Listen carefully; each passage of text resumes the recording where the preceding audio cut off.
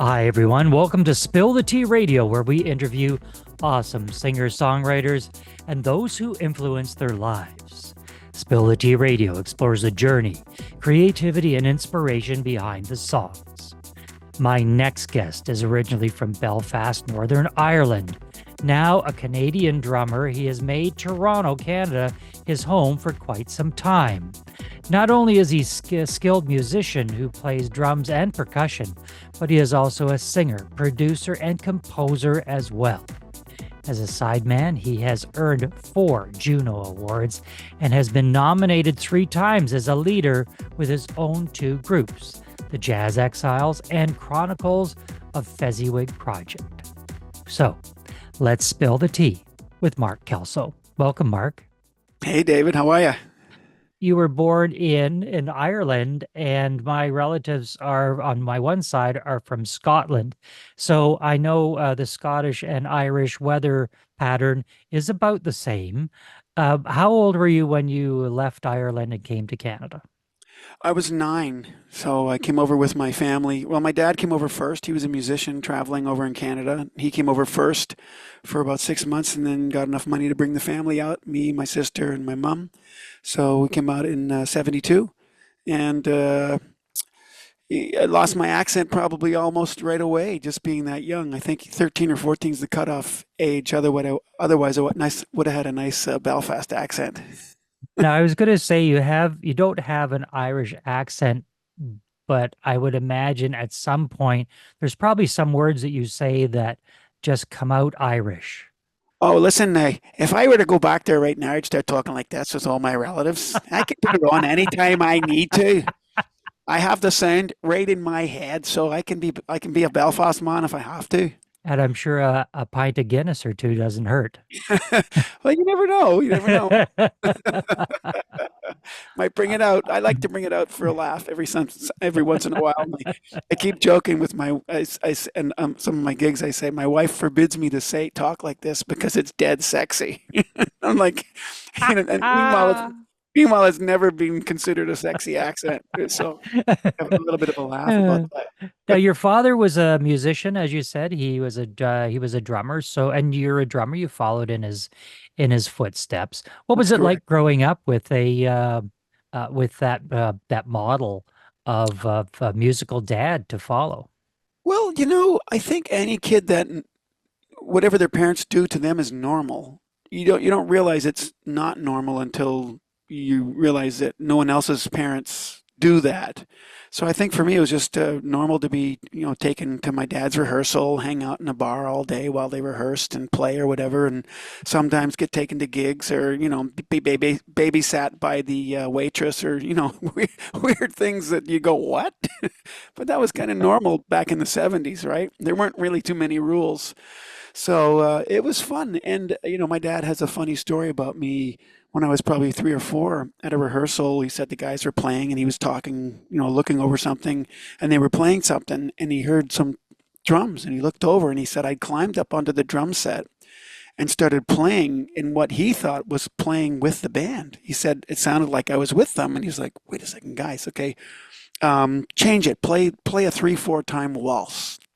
And they played a waltz and I stopped and I picked it up and I started playing with the band. And my dad was like, "Oh, I Mhm. think he's gonna be a drummer." And that I think Prodigy, a prodigy. possibly set my course. Now, I didn't even start playing until maybe I was 12 when he started teaching me.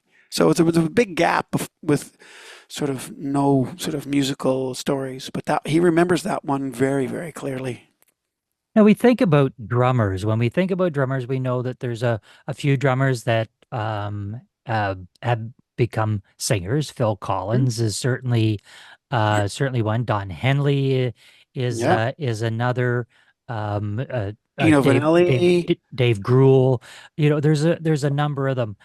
And a few of them, like Don Henley, have also become songwriters Yeah. as well. Hmm. But we don't hear about a lot of drummer, composer, singer, songwriters. You're kind of a very, very rare breed. So how did that evolve for you as you were coming up through your musical career? Well, I think First of all, I like a lot of different styles of music. I play a lot of jazz stuff, a lot of Afro-Cuban music, a lot of pop music, funk, soul, R&B. I've, done pretty much every kind of gig you can think imaginable over the last 40 or so years. But I think for me, composing started when I went to Humber College as a student because it was a part of the program that everybody, including the drummers, had to compose music. So we were held to the same standards as all the other instrumentalists. And, you knock about a few chord changes and kind of dabble a little bit, go over to the piano and go, how's this thing work? And you just start from there. And I think after a while, probably in the 80s, mid 80s, I started hanging around with some friends of mine, Anthony Vanderberg, and he was a real good singer-songwriter. And we started writing some tunes together. And that ended up in me putting out like a solo record where I was singing and writing, helping to compose some of the songs. And I just kept doing it. And like they say, if you just start doing something and keep doing it, eventually something good will come out of it. And so I think I just kept doing it. And then as I started obviously playing more drums and more instrumental music, I started composing instrumental music as well. And so at this point, I've got 8 records out. 2 of them, which are pretty straight up pop records. One was kind of like a world music recording with some vocals and some drums and percussion, and then another 5 that are all instrumental records, instrumental jazz fusion or traditional jazz records. You have a younger sister who did not follow the musical path. She's a finance person. Yeah. Was there ever a time when your parents looked at you and said, Mark, maybe you should more like your sister, become a lawyer or accountant or an engineer. You really don't want this life as a musician. Was there ever that conversation? Well, not like that. I just remember my dad, telling me it's a music/business, and if you like music, don't go into the business. He said he made no bones about it. He said it's a very, very tough industry. But I think some of us are just, I don't know if you want to call it just reckless or carefree and go, you know what? I'm going to do it no matter what. Because at 13, I had already decided this was my life, this was my career, this was my future. And I'm going to do everything possible in my ability to make it happen, which is pretty much what I did. And I know many musicians who are full-time players had similar experiences at a young age. Go, this is it, I'm doing this. And so you become singularly focused on one thing, and you have less distractions as a young teenager, doing whatever. You become so focused on the music that it helps you become really good at it. And my sister, I remember, there's a funny picture of her as a small child sitting around with tons of tens and $5 bills. So maybe her accounting was already in the stars at that point. But she can sing. She's actually quite a good singer. Her and my dad put out a few videos a few years ago for fun with them singing, some jazz standards, Nat King Cole and things like that. And I was like, man, I didn't even know you sang. So it's a hidden talent for her, but she went into, the business kind of side. Well, let's get into one of the songs that Mark wrote. This song was released in 2023 and addresses the current day struggles with dealing with social media and self. Let's take a listen to singer-songwriter Mark Kelso and his song, Beauty. We need beauty. We need beauty in our lives. In these times of need, it's time to see these feelings that we hide. We need caring. We need to know and understand that there's things we want and think we need, but it's beauty that we have. Ooh, I look around me, I look at their lives, they seem to have it all. Ooh, why can't I have it all? Their lives look perfect, Don't I deserve it? But what do I see when I look at myself in the mirror? Some say it's around me, it's there right in front of my face, in the simple things, the kind that beauty brings into our troubled lives. We need beauty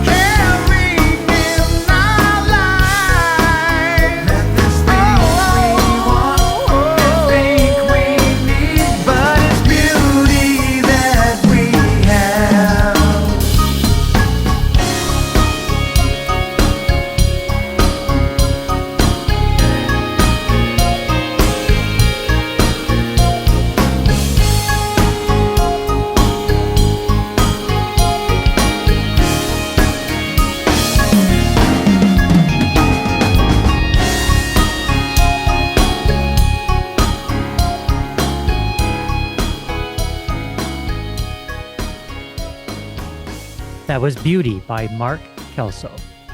Mark, I read a little bit about about what the song is about, and certainly it's on point with things that are going on today and over the past several years about social media and people and bullying online. So tell us about the song and why you wrote it. Well, it's funny. Many musicians will tell you the song just comes to you out of the ether, and this one kind of did. But I had sort of, been noticing there was a lot of commentary online about how people were viewing other people's supposed lives on Facebook and getting really jealous or really depressed because they were realizing their own personal lives might not be as exciting or interesting without realizing that all these photos are either photoshopped or posed and staged for a specific reason to make their lives look better. And sometimes it's not really real. So the song Beauty, and also, my son dealing just with a little bit of mental health issues, being a teenager in that sort of era of COVID and struggling through that, and some of his friends, and just sort of seeing it around me. And I just thought, man, what's really important in life? So many great things happen to us in life that we remember and we create great memories about. And then when we look back at them, go, that was a great time. But when it was happening, did I notice? Did I realize that that was a moment that would become a great memory or a defining moment in my life? Was I aware enough in the moment to recognize that as something great that really gave me a lot of happiness and joy? How do people find out more about you and your music and where you're playing? What's the website? What are the socials, Mark? Yeah, I'm Mark Kelso. What is it? Mark Kelso Drums on Instagram. My website is www.groovydrums.com. All my records are on there, and then I've got a lot of music on Spotify and Bandcamp and Apple Music. We have been in conversation with Mark Kelso. Mark, thanks for being with us. My pleasure, David. Thanks for having me.